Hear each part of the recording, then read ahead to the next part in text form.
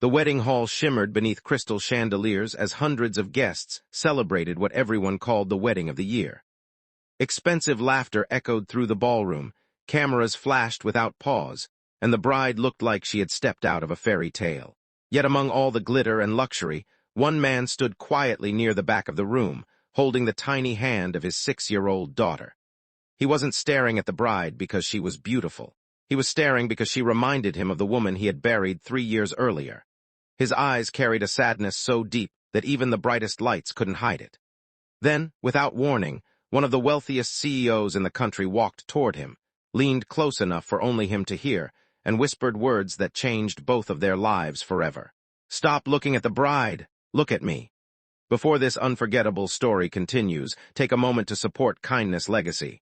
If you believe kindness can heal broken hearts, if you believe second chances can change lives, please like this video. Leave a comment telling us where you're watching from. Share this story with someone you love, and subscribe to Kindness Legacy for more emotional stories that remind us humanity still exists. The single father was named Rowan Mercer, a quiet carpenter whose hands were rough from years of honest work. Life had never been easy for him, but it had become unimaginably harder after losing his wife to a sudden illness. Since then, every morning began before sunrise. He prepared breakfast, braided his daughter's hair even though he had learned only through endless mistakes, packed her school lunch, worked 10 exhausting hours, and still found enough strength to read bedtime stories every night. His daughter, Nora, never complained. She knew her father smiled mostly for her, and she tried to smile back even when she secretly missed her mother. Rowan hadn't wanted to attend the wedding. The invitation came from an old construction client, whose family insisted he be present, because Rowan had spent months restoring their historic estate after a devastating fire. They respected his craftsmanship and wanted to thank him. At first he planned to decline, but Nora begged him to go because she had never seen a real wedding. She imagined flowers, music, sparkling dresses, and dancing. Rowan finally agreed, hoping one happy afternoon might give his daughter memories brighter than the painful ones she already carried. The ballroom felt like another world.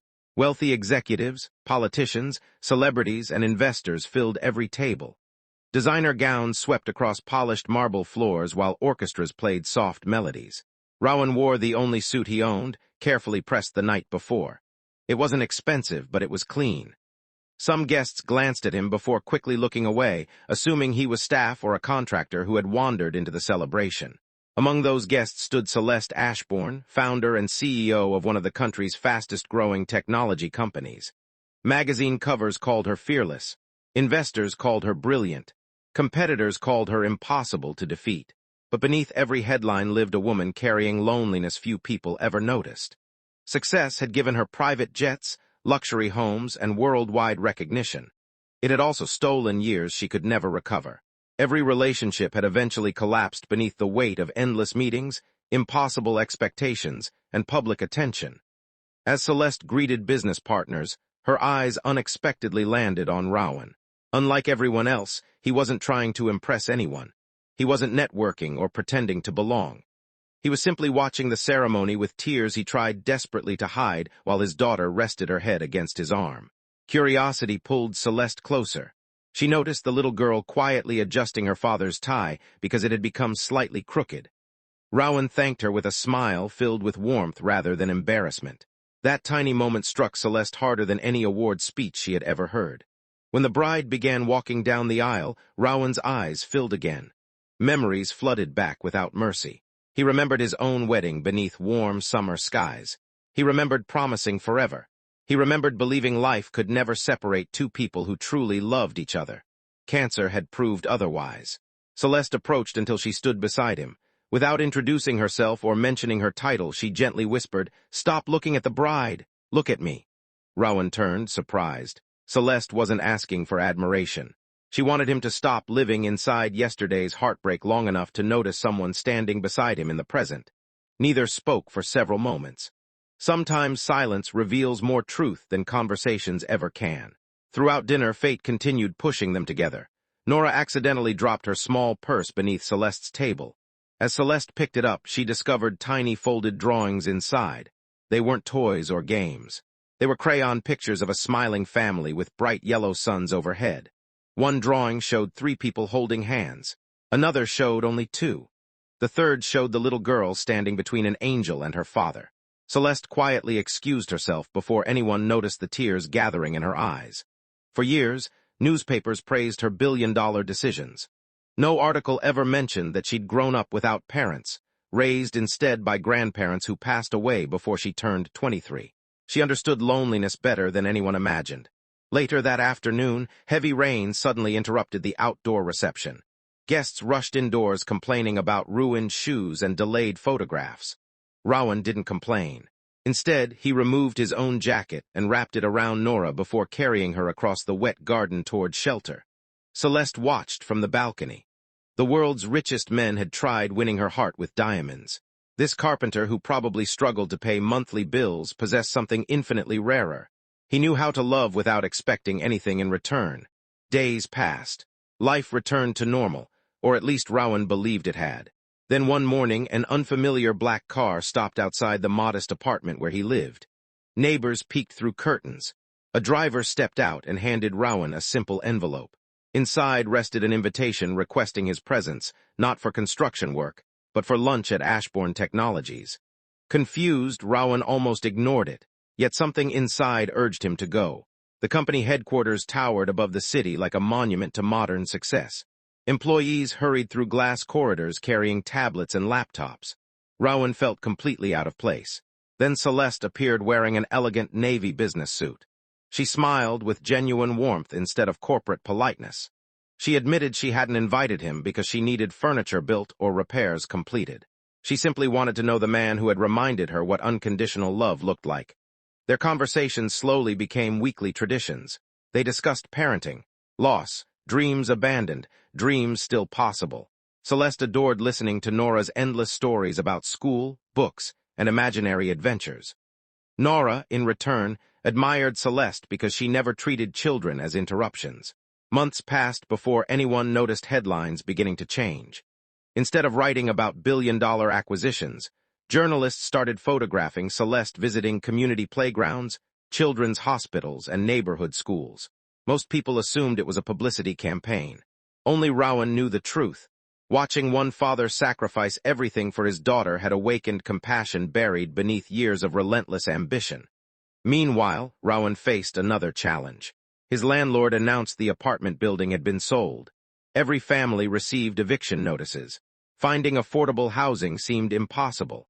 Rowan refused financial help despite Celeste offering assistance several times. His pride wasn't arrogance, it was dignity. He wanted Nora to grow believing honest work mattered. Without telling him, Celeste purchased an abandoned neighborhood workshop scheduled for demolition. Instead of gifting it outright, she proposed something entirely different. She asked Rowan to transform the building into a community woodworking school where struggling parents and unemployed workers could learn valuable skills free of charge. She funded the project. He built the dream. Within a year, hundreds of people had graduated. Some opened businesses. Others found stable employment. Families who once depended on charity began supporting themselves again. The workshop became known throughout the city as Second Chance House. Every wooden chair, bookshelf, and table created there carried a small engraved message. Kindness builds what money alone never can. Reporters finally uncovered the true story behind the project. Television crews expected another billionaire charity event. Instead, they found a carpenter teaching teenagers how to sand rough wood, while a world-famous CEO quietly swept sawdust from the floor beside him. The image spread across social media worldwide. People weren't inspired because of wealth. They were inspired because power had chosen humility. One crisp autumn afternoon, Rowan returned to the same wedding venue where everything had begun. The owners had invited him back to restore another section of the historic ballroom. As sunlight poured through stained glass windows, Celeste arrived unexpectedly. Neither needed to mention the past. Both remembered. She smiled exactly as she had that first day. Only this time Rowan wasn't staring at memories. He was fully present. Nora ran laughing across the ballroom carrying flowers she had picked outside. She placed one tiny blossom into Celeste's hand before hugging them both. For the first time in years, the room no longer reminded Rowan of what he had lost. It reminded him of everything kindness had quietly returned. If this story touched your heart, please don't leave without showing your support. Like this video, Share it with someone who needs hope today, leave a heartfelt comment below, and subscribe to Kindness Legacy so together we can spread stories that remind the world compassion still changes lives. Rose special request, please comment with one word, kindness, if you believe one act of compassion can completely change someone's future. As evening sunlight filled the ballroom, Rowan realized happiness doesn't erase yesterday's pain. It grows beside it, patiently waiting until we're ready to see it. Celeste discovered that true success isn't measured by company profits or magazine covers, but by the lives we quietly lift along the way. Nora finally understood that although some people leave this world too soon, love never truly disappears. It simply finds new ways to guide us toward brighter tomorrows. And it all began with one unexpected whisper at a wedding, when a lonely CEO looked into the eyes of a grieving single father and gently said, "Stop looking at the bride. Look at me." Sometimes, the greatest miracles don't arrive with fireworks or fortune. They arrive as simple moments of kindness that forever change two broken hearts.